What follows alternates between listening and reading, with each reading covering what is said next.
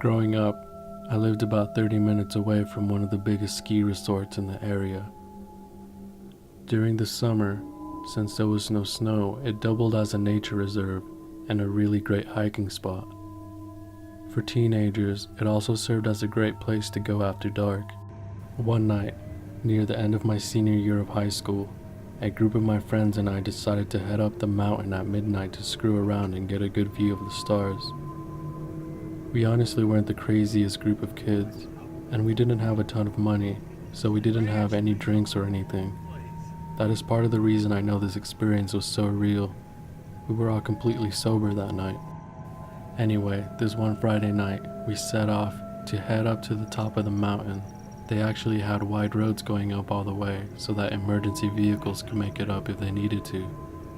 So we decided to drive to the peak, but we had to turn off the headlights of my friend's SUV in case there was security.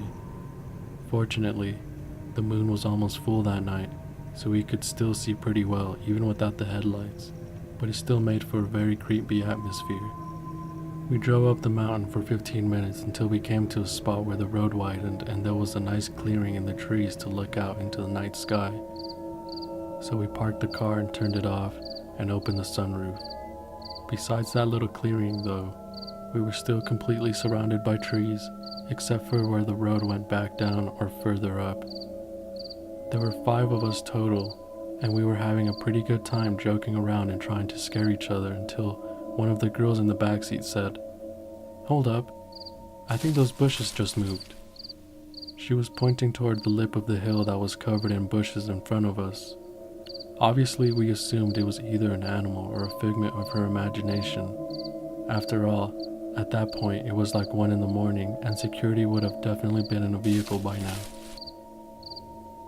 The 2 girls we were with kept freaking out after that, so my friend in the passenger seat stood up through the sunroof to get a better look and see if he could hear anything.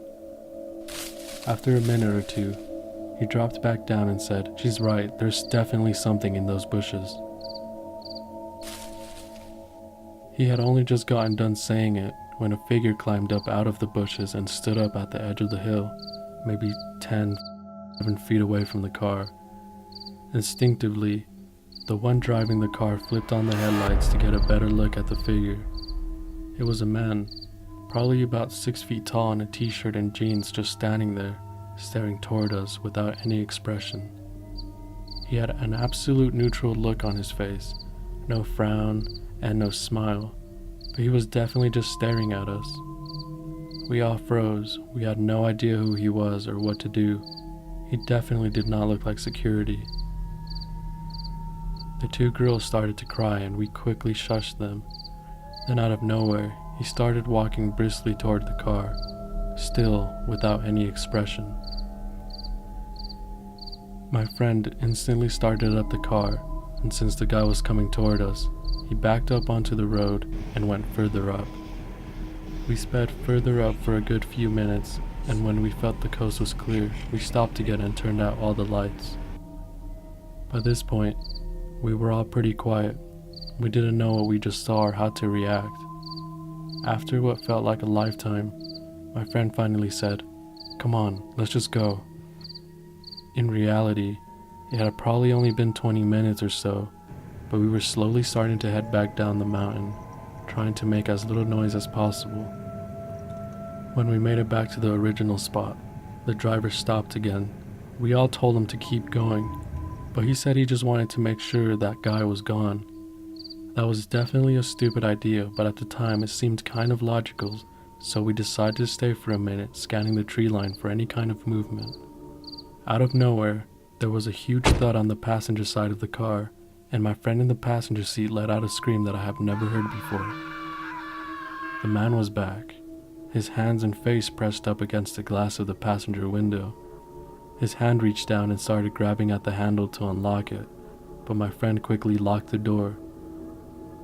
He then started pounding on the window while the driver fumbled around with the keys and finally got the car started again.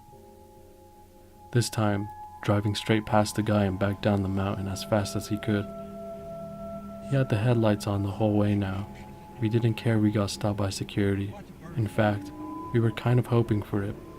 Unfortunately, It didn't seem like anyone was on duty that night, because we made it all the way down without seeing a single headlight.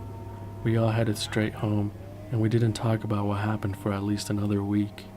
To this day, I have no idea what a grown man was doing hiking up a mountain at 1 in the morning with no supplies, or why he even thought to terrorize a couple of kids.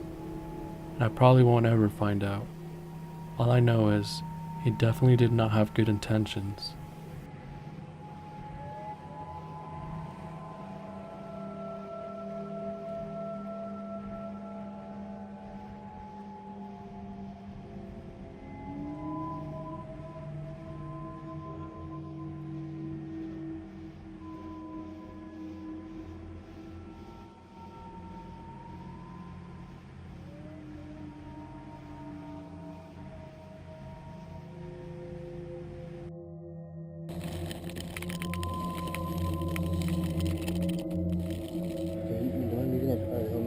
Stay awake, buddy. Talk to me.